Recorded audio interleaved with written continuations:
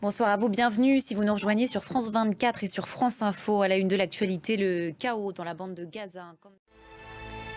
La bande de Gaza, toujours plongée dans le chaos. Ce samedi, une zone déclarée comme humanitaire par Israël et donc sécurisée, du moins en théorie, a pourtant été ciblée par une frappe.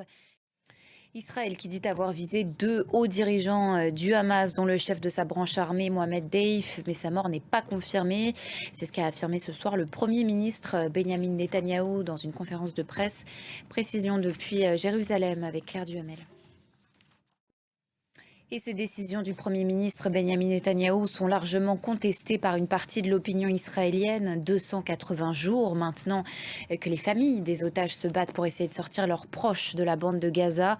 Nos confrères de France 2 sont allés à la rencontre de la famille d'un des deux otages franco-israéliens qui restent aux mains du Hamas. Il s'appelle Ofer Calderon. Voyez le reportage signé Maryse Burgot, Soufiane Yassine et Maël Benoliel.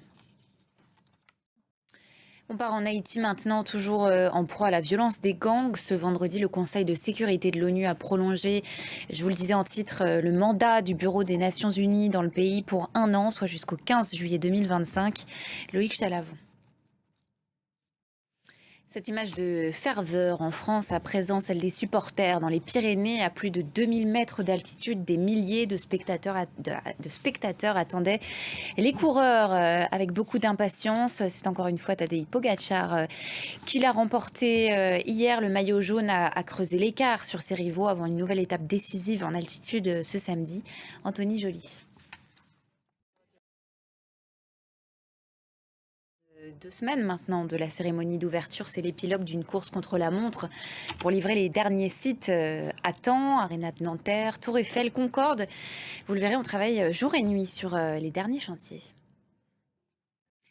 Coup de projecteur maintenant sur le stade olympique de Berlin, construit pour les JO de 1936. Cette année, il accueille la finale de l'Euro 2024.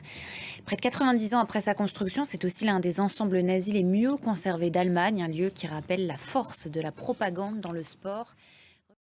Et c'est la fin de ce journal. Merci à vous pour votre attention. Merci à toutes les équipes en régie. Et je vous souhaite une excellente soirée sur France 24. À très vite.